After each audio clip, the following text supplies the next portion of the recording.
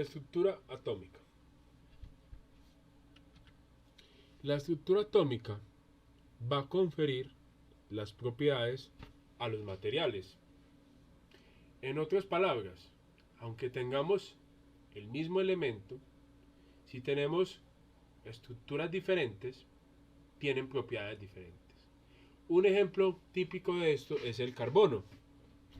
Si lo tenemos en una estructura tipo cubo, tenemos el diamante. Si lo tenemos en estructura hexagonal en forma de láminas, tenemos el grafito. Uno es el material más duro y el otro es uno de los materiales más blandos que hay. Solo por cambiar la estructura.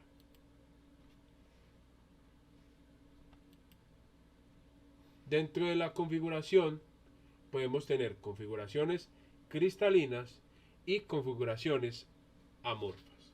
Cuando hablamos de configuración cristalina estamos hablando de un ordenamiento espacial repetitivo.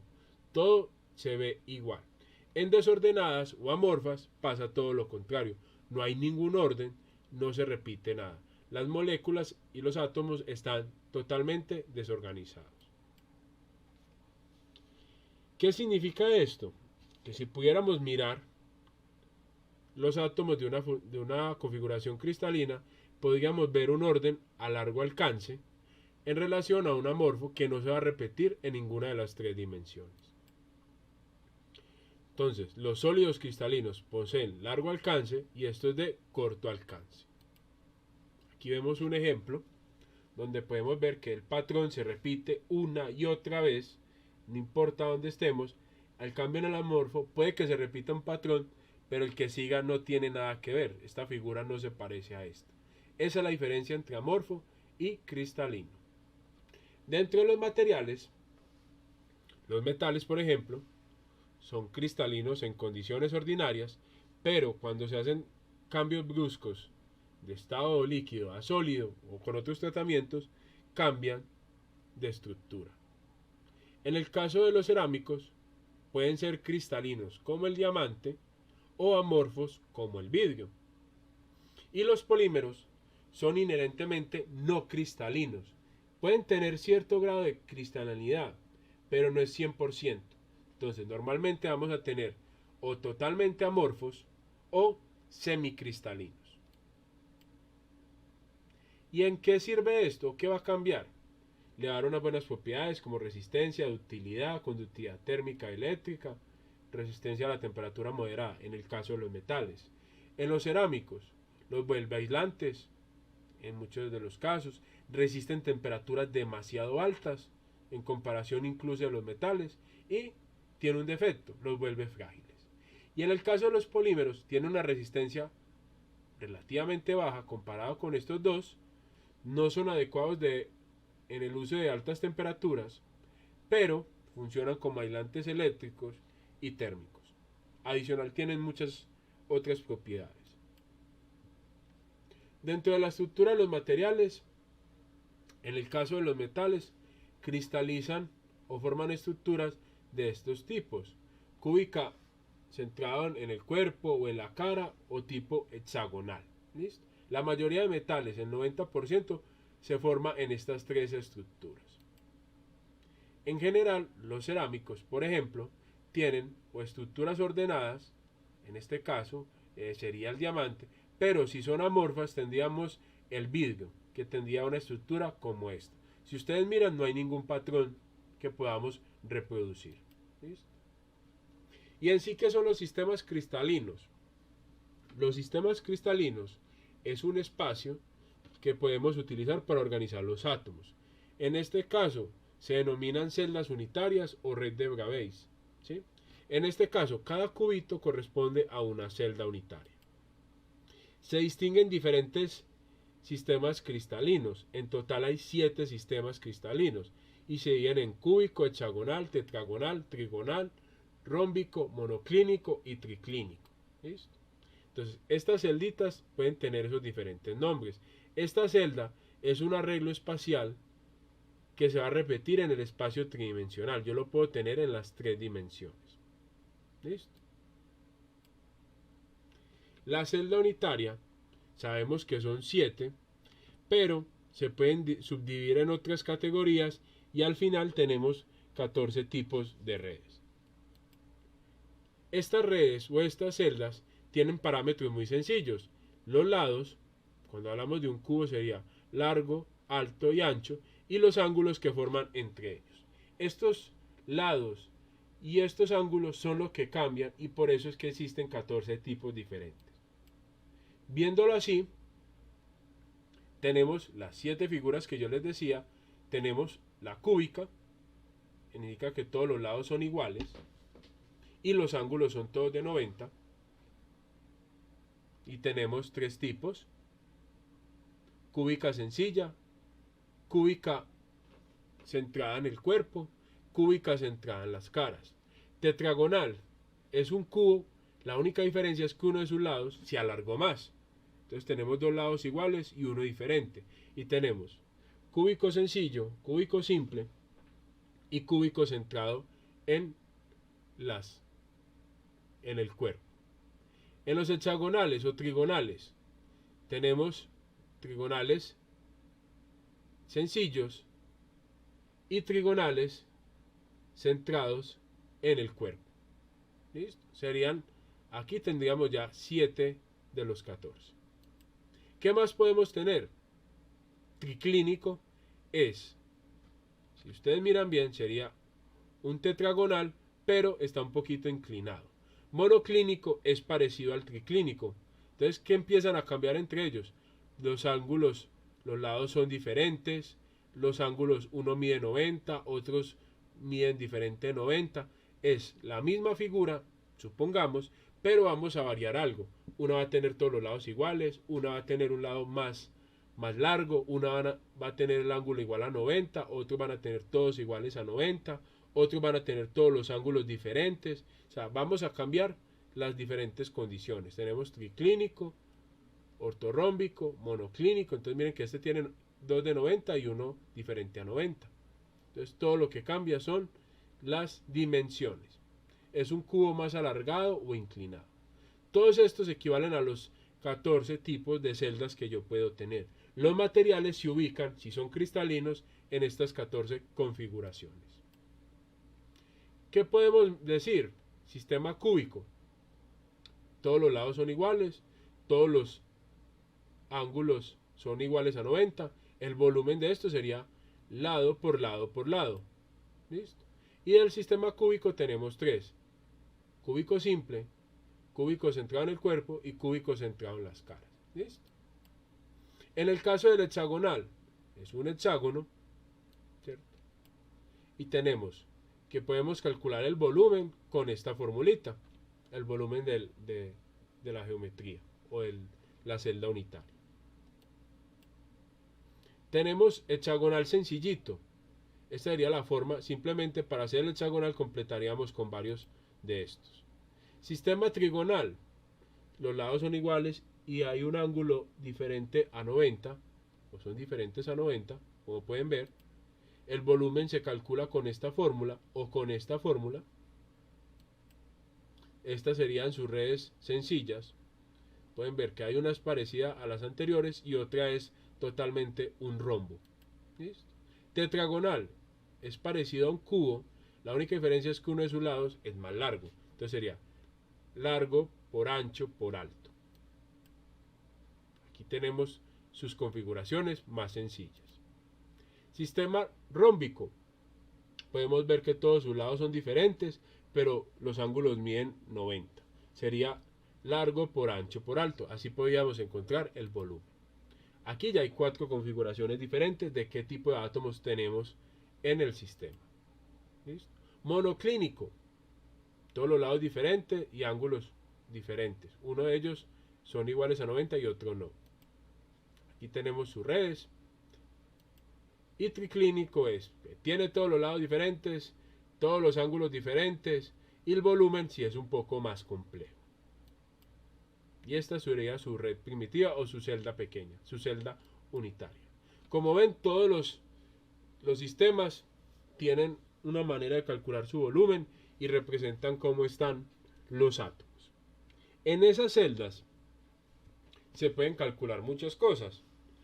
cuántos átomos tengo por celda, el índice de coordinación, que es cuántos átomos me rodean al átomo de la celda que tengo, la dirección de mayor concentración, relación de compacidad, o sea, relación de la arista versus el radio del átomo, planos de mayor concentración, factores de empaquetamiento, densidad volumétrica, intersticios o huecos. ¿Listo? Átomos por celda unitaria. Vamos a analizar los casos más comunes, que son el sistema cúbico con sus 3 variaciones y el sistema hexagonal sencillo. ¿Listo? Entonces, ¿cuántos átomos tengo acá? Entonces vamos a empezar con los cúbicos. Tengo tu cúbico simple, centrado en el cuerpo y centrado en las caras. ¿Listo? Para el cúbico simple, tenemos un átomo en cada esquina, ¿cierto? Como vemos acá en la figura. Entonces, como pueden ver, este átomo está compartido por 8 cubos. Entonces tenemos un átomo en cada vértice, o sea, un octavo se comparte por 8 vértices. Esto tiene un átomo en una celda. Esta sería la representación cortándolo en forma de cubo. Centrada en el cuerpo, tenemos lo mismo que acabamos de calcular, más un átomo en todo el centro. Aquí serían 2 átomos. Y átomos por celda, centrada en las caras. Entonces, primero miremos este, que es lo mismo, un octavo, que es lo que hicimos ahorita.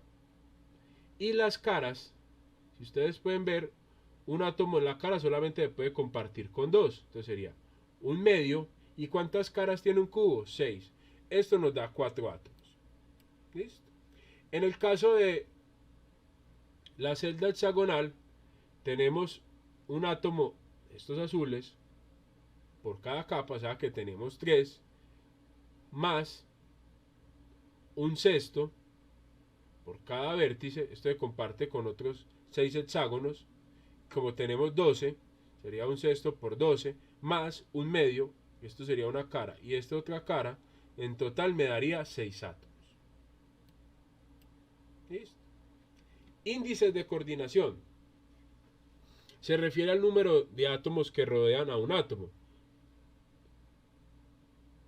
En el caso de la cúbica simple, tenemos 6. Adelante, atrás, a la derecha, izquierda, arriba y abajo. En el BCC tenemos 8. Si me paro aquí, los 8 de los 8 vértices. En centrado en las caras, son 8. Y el hexagonal son 12.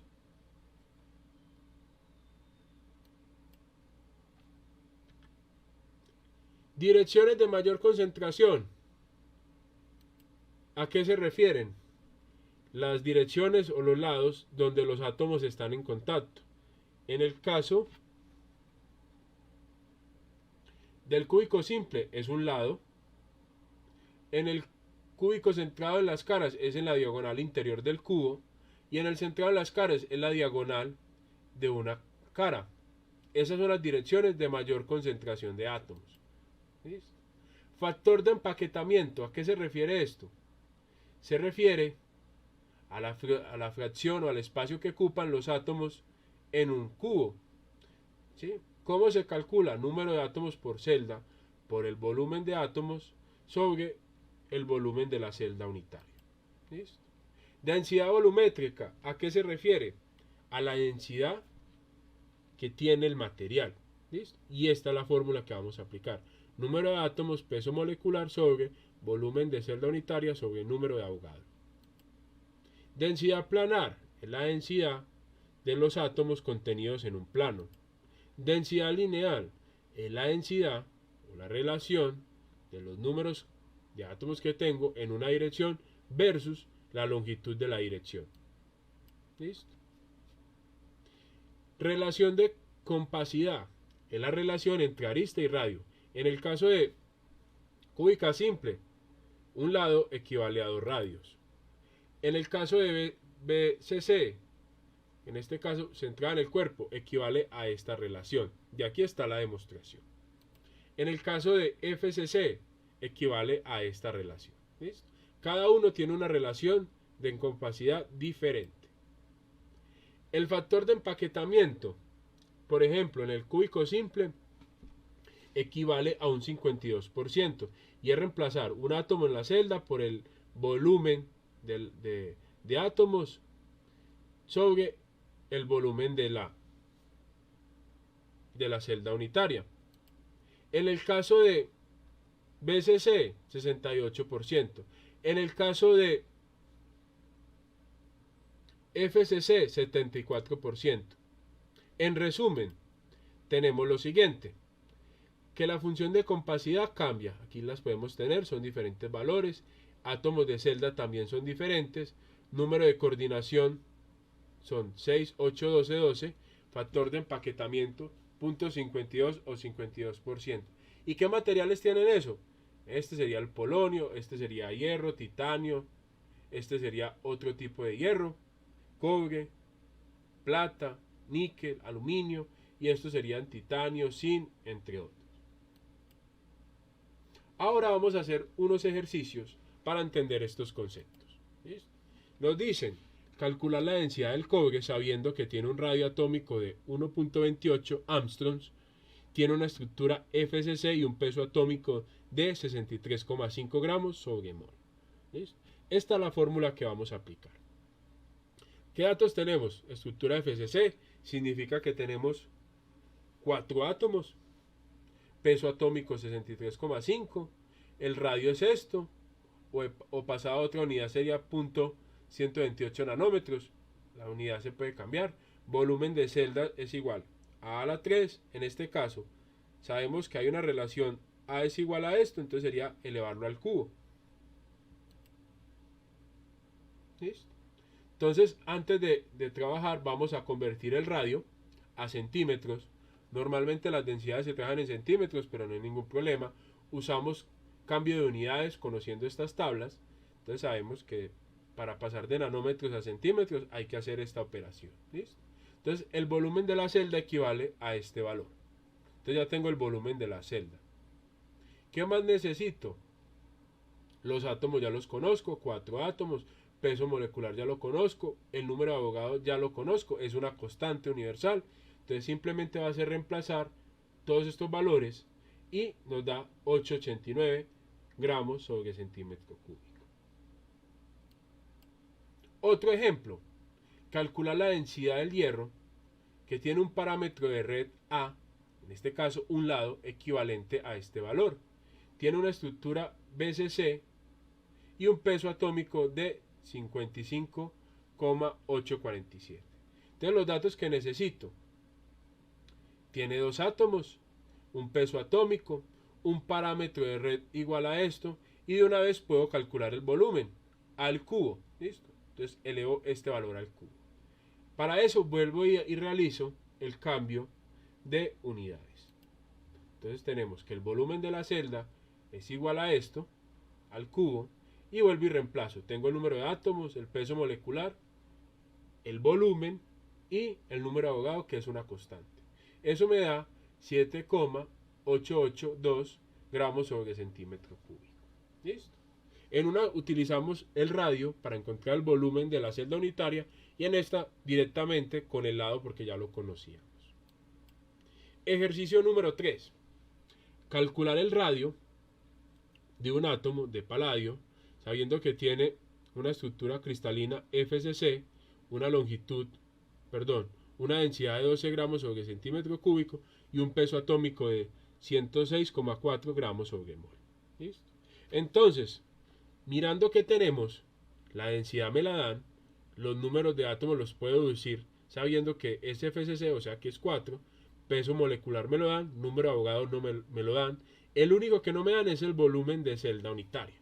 ¿Qué vamos a hacer? Pues despejamos, la densidad la paso a dividir y el volumen de la celda lo paso acá a multiplicar. Entonces esta es la modificación de la fórmula. Una vez teniendo eso, sacamos otra vez los datos, número de átomos 4, peso atómico, densidad. Entonces para sacar este valor de A, sabemos que si sacamos raíz cúbica podemos encontrar el valor del lado. ¿Listo? Utilizando ya el valor de A, puedo encontrar el valor del radio. Sabemos que es BCC. Entonces, ¿qué significa esto? Que la relación de radio a es esta. Despejando el radio, indicándolo así, a sobre raíz de 2 dividido 4 es igual a 1,38 por 10 a la menos 8 centímetros. Este sería el radio. Si queremos convertirlo a nanómetros, podemos hacer la misma conversión utilizando las tablas antes mencionadas. Con esto terminamos la parte de estructura atómica con algunos ejemplos.